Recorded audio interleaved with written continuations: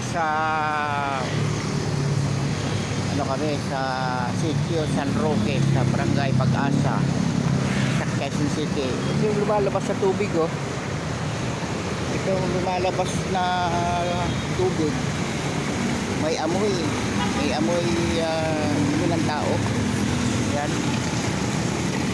Tapos dito may basura.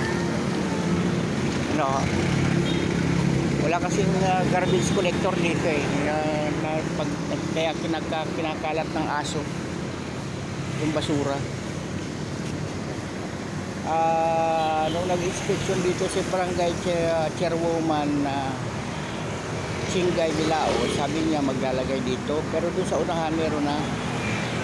Iniintay na lang siguro na magkaroon uli ng isa pang garbage depositor dito. Kaya yung langaw dami. Ikot muna tayo.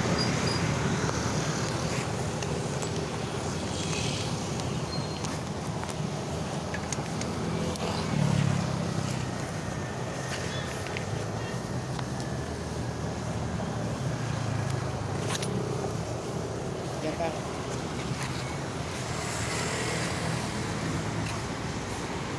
Ito yung bike natin na ginagamit sa travel time papuntang work.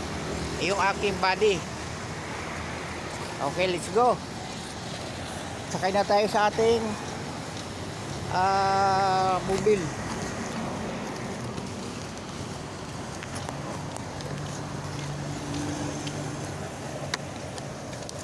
Yeah.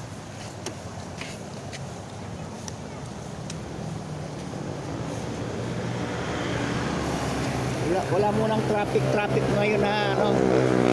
Tingnan muna natin yung kalinisan ng ating kapaligiran.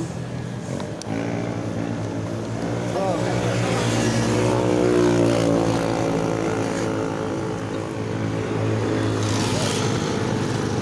Nice.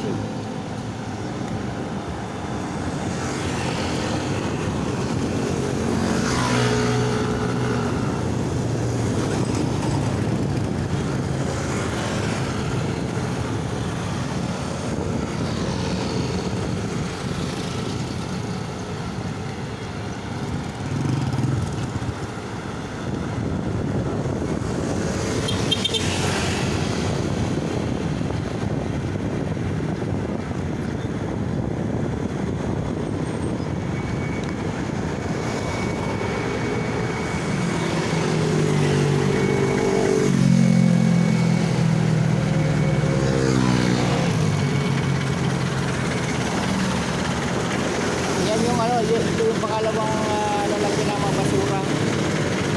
Tinanggal na yung laman kasi puno na kahapon.